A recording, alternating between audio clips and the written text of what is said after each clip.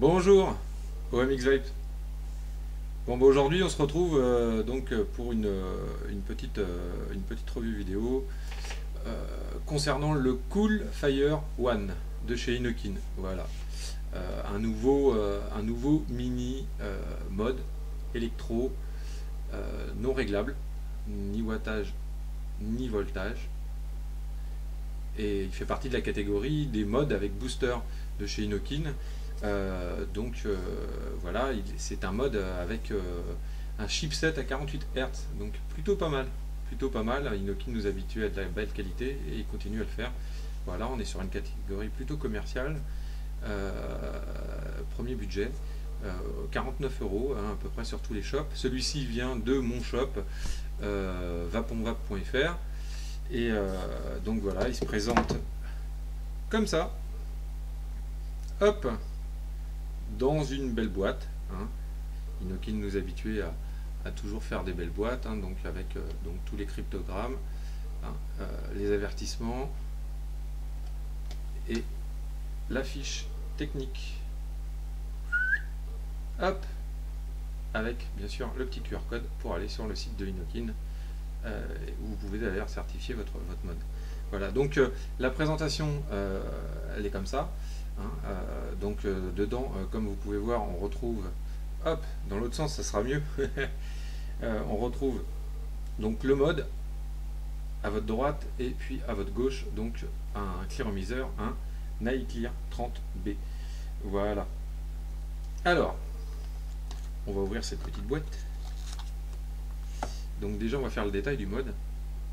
Alors, le détail du mode. Bon, en termes de finition, on est sur de l'acier poli avec une petite gravure Cool Fire qu'on trouve là. Voilà, on est sur de l'acier poli comme le 134, pas de l'acier galvanisé type SVD, c'est vraiment du poli. Par contre, on retrouve le même switch que le SVD à 3 couleurs, vous verrez tout à l'heure. La bague, la même bague dont on a l'habitude qu'on retrouve sur tous les modes Inokin.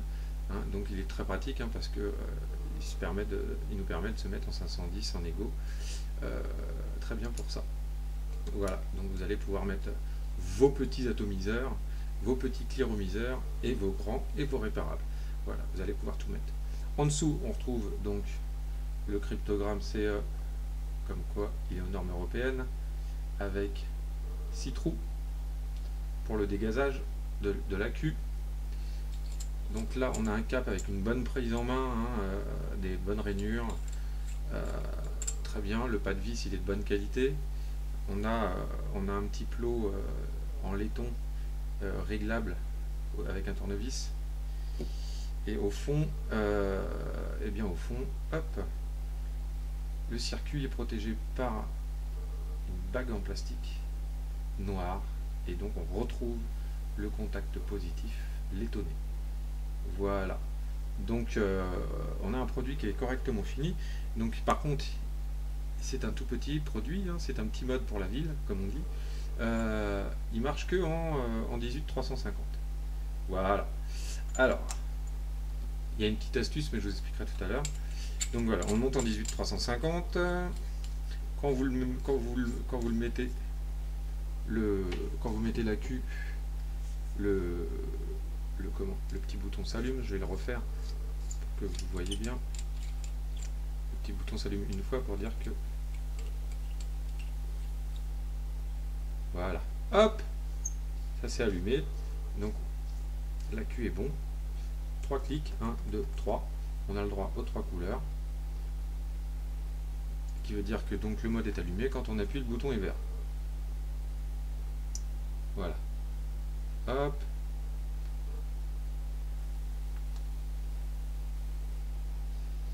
Alors, l'iClear 30B qui est vendu avec est plutôt original, on en a déjà entendu parler.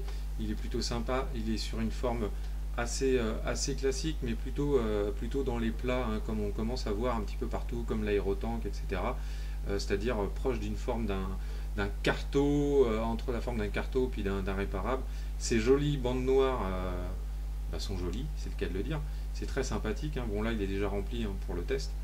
Mais effectivement, c'est de la peinture, hein, donc évitez de le gratter, hein, ou alors vous le faites tout poli, ce qui peut être sympathique aussi. Voilà, il est muni d'un drip tip de très grande taille avec une réduction au bout. Voilà. Et en termes de comment de résistance, et ben on est sur des résistances quadruple coil. Hein, donc rien de plus simple, on le dévisse par en dessous, on le visse et on le remet à l'intérieur comme nous avons habitué à iClear, sauf qu'on est plutôt, je vous dis des bêtises, on est plutôt proche d'un Protank, voilà, dans l'utilisation. Là je vais pas vous le faire parce que je l'ai rempli, mais on dévisse la base, hop, on met la résistance sur la base, on revient revisser le tout qui se dirige vers une petite cheminée. Voilà, c'est aussi simple que ça, il n'y a pas 36 manœuvres à effectuer. Voilà. Là je suis sur une résistance en 2 ohms, donc les résistances de la Clear 30B sont soit en 1,9 soit en 2,2 ohms. Donc la hauteur de ce petit mode n'est que de 8,2 cm et le diamètre est à 2,1, hein, donc on est dans la moyenne. Il faut savoir il fait à peine 100 grammes, et une fois qu'on a tout inclus avec la batterie et le Cliro, on est à 158 grammes, hein, donc c'est plutôt super très léger, c'est très agréable, hein. Donc les résistances qui sont tenues par ce mode, on peut aller jusqu'à du 1 ohm, hein, descendre jusqu'en 1 ohm, on est en rendu de 5 ampères maximum, hein, et on peut aller donc et on est donc sur du 8,5 watts fixe. Voilà, faut pas se tromper, hein. C'est fixe, non réglable, je l'ai déjà répété tout à l'heure. Voilà, hein, on a un petit drip tip donc avec le Cliro qui nous allonge de 70 mm, donc on a quelque chose qui n'est pas très grand, et le rendu est plutôt pas mal.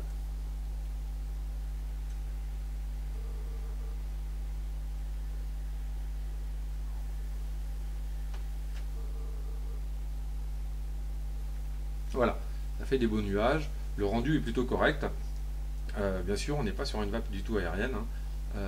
C'est plutôt tiède, mais le rendu est très bien pour se déplacer tous les jours. C'est vraiment un super mode, très pratique. Alors pour le petit test, hein, puisque comme je vous disais, c'est l'avantage d'être un mode à booster, hein, comme le 134 ou le VTR, on a le même chipset que dans le VTR. Donc moi je vais vous le tester, je vais vous le faire voir monter avec un Russian à ma manière, hein, parce que il est customisé par ma part. Voilà, quand on met la bague et la custom, ça nous fait plutôt un beau setup. Voilà, donc là je suis sur un Russian avec une résistance en 1,9 ohm.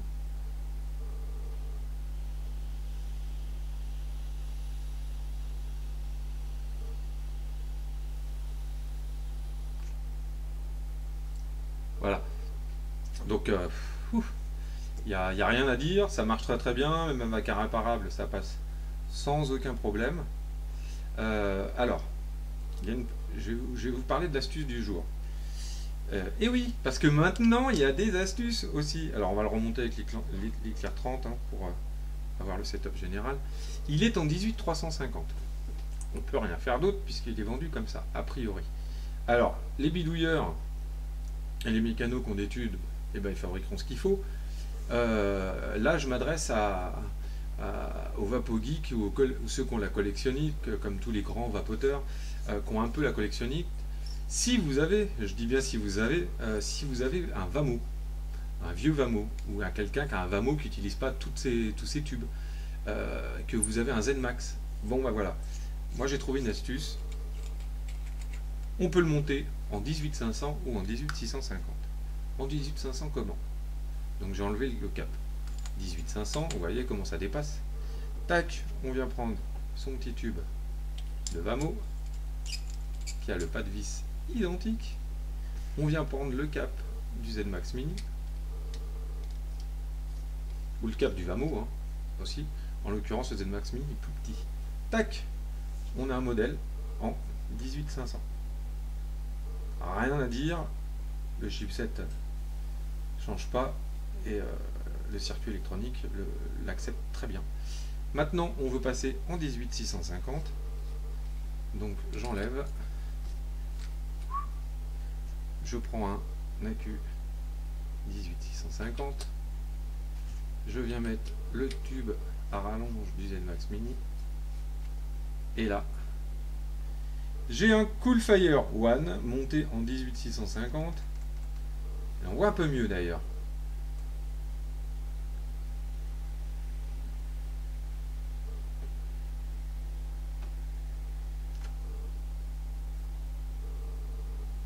Voilà.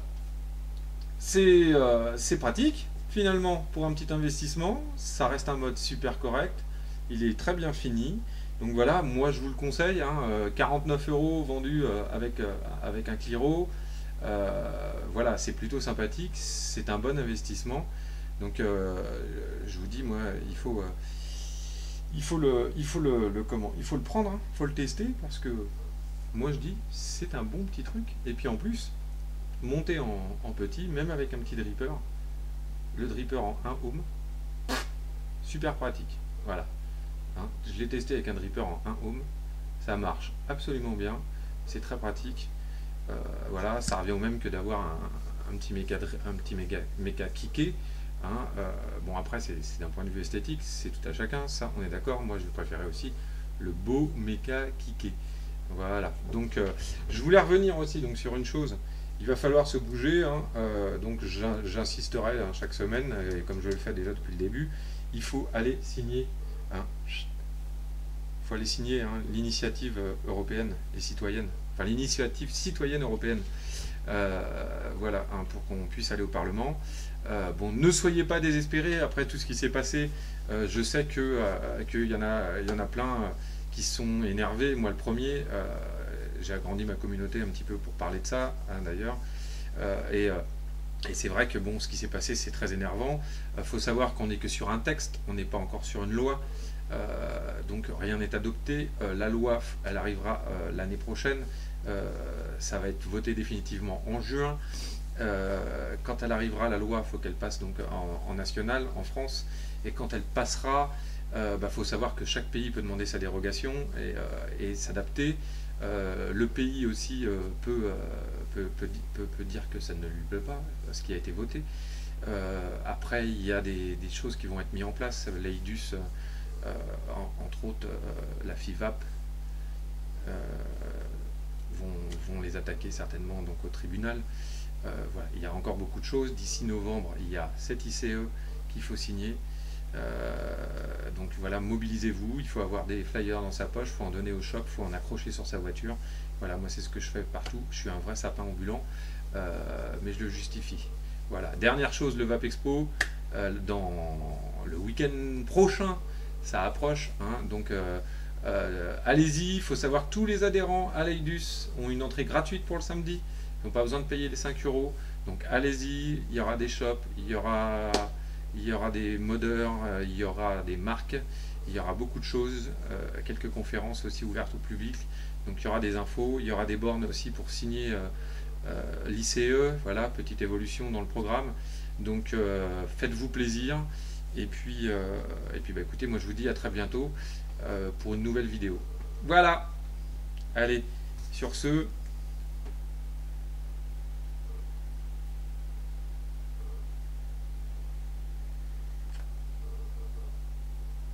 une bonne vape.